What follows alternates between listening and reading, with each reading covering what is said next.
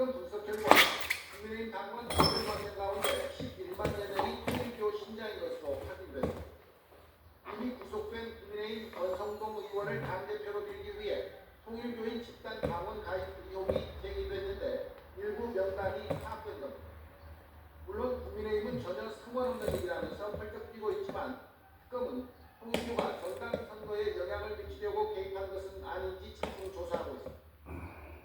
하지만 김건희 특검팀은 탄압자 총재에 대한 구속영장에 이번 의혹은 포함하지 않았습니다. 특검은 또 지난 2022년 탄압자 총재가 자신을 찾아온 권성동 의원에게 금품이 든 쇼핑백을 건넸다는 의혹도 일단은 뺐습니다. 두 사건 모두 자료 분석과 결정적인 증거를 확보하는 데 조금 더 시간이 필요하다는 판단 때문으로 보입니다. 구속영장 심사를 거쳐 특검이 탄압자 총재의 신병을 확보하면 당원 가입이나 추가 금품 수수 의혹 수사는 한층 속도를 낼 것으로 보입니다. 특히 윤석열 전 대통령 등 쪽으로 흘러간 돈이 있는지 등에 대한 수사도 본격화할 것이라는 전망이 우세합니다.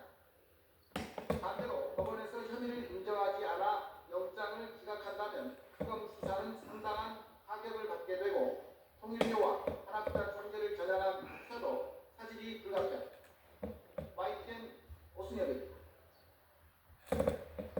건진법사 반복권 띠지 분실 사건과 관련해 경찰이 모레 도발 수사를 시작으로 본격적인 수사에 돌입합니다. 이재명 대통령이 특검 수사를 검토한 가운데 경찰이 어디까지 실체를 밝혀낼지 관심입니다. 정윤진 기자입니다. 김건희 특검이 출범하기 전인 지난해 12월 서울 남부지방검찰청은 건진법사 전성배 씨의 자택을 압수수색했습니다. 당시 검찰은 5천만 원어치 한국은행 관봉권을 포함해 현금 다발을 확보했습니다. 관봉권 띠지 등에는 돈의 검수일과 담당자, 부서 등이 적혀있어 자금 출처를 확인할 주요 증거로 꼽혀왔습니다. 하지만 촬영본 외에 띠지 원본은 온데간데 없이 사라졌고 국회 청문회까지 열렸습니다. 지금 5천만 원대 돈다발을 기억 못하는 대한민국에 그리고 그런 정신머리를 가진 수사관이 어떻게 검찰을 근무합니까? 담당 검찰 수사관들은 군실경위가 기억나지 않는다는 말만 답변했습니다. 한 12월 정도에 대학 1000건의 압수물이 들어왔었고 그 1000건의 압수물 중 단 한 건의 압수물을 기억하기는 불가능에 가깝습니다. 결국 이 수사관들은 국회 위증 혐의로 고발됐습니다. 사건을 맡은 서울경찰청 공공범죄수사대는 오늘 24일 대전 유성경찰서에서 고발인인 김경호 변호사를 조사할 예정입니다. 고발인 조사를 마친 뒤 경찰은 관련 자료를 확보하는 동시에 사건 관계자들을 잇따라 불러 조사할 방침입니다.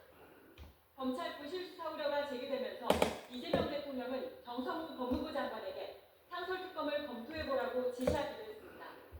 특검이 언제쯤 출범할지 아직은 명확하지 않은 가운데 경찰이 그 사이 사건의 실체에 접근할 수 있을지 주목됩니다.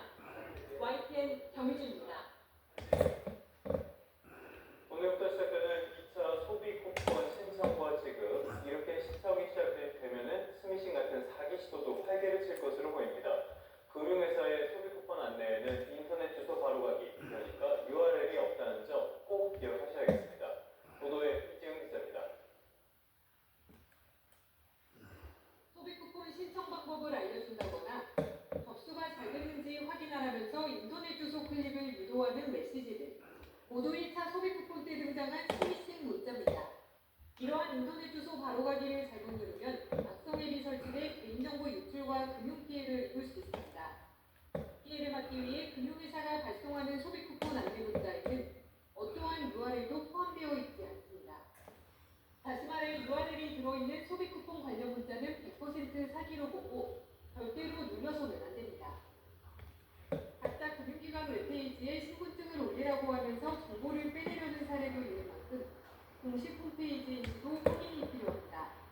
지난 1차 소비 쿠폰 지급 기간에 확인된 스미싱 문자와 악성앱 유포 사례는 모두 430건.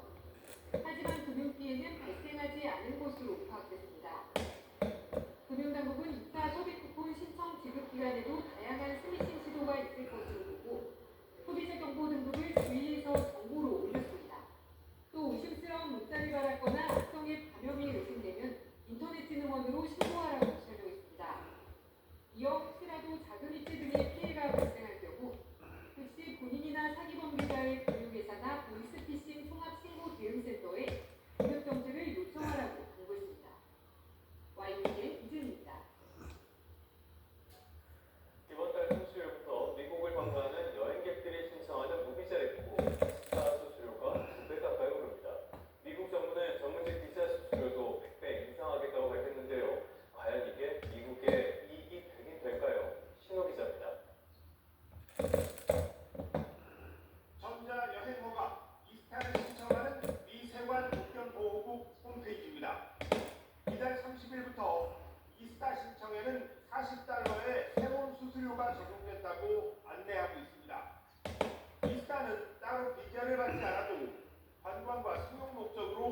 90일 내내 미국 입국이 가능합니다. 우리나라에 2008년 도입됐는데 수수료는 14달러에서 2022년 21달러로 올랐다가 이번에 40달러로 무려 90%가 인상됩니다. 대부분의 여행자가 내야 하는 통행세 개념이라 미국 장기 방문자들의 부담이 커질 수밖에 없습니다. 앞서 미국 정부는 전문직 비자로 불리는 H-1B 비자 수수료도 100배 인상했습니다. This way, a corporation will be able, sort of like a signing bonus in baseball or football, a corporation will be able to get them to stay in the country.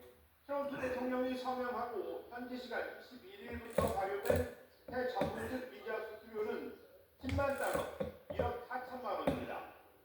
웬만한 외국인 전문직 근로자에게 연봉만큼 큰 돈을 비자 받는데 내라는 얘기라 미국 주요 빅테크 기업들은 인력 유출을 우려하고 있습니다. And I think it's a net negative for the U.S.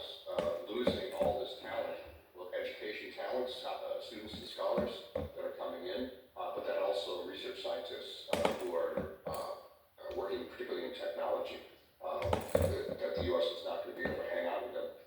미국 비자를 사려면 지금보다 훨씬 많은 돈을 내라는 트럼프식 비자 정책은 세계를 뒤흔들고 있는 일반적 관세 정책과도 맥락을 같이 합니다. 미국을 여행하거나 미국에서 일해 없는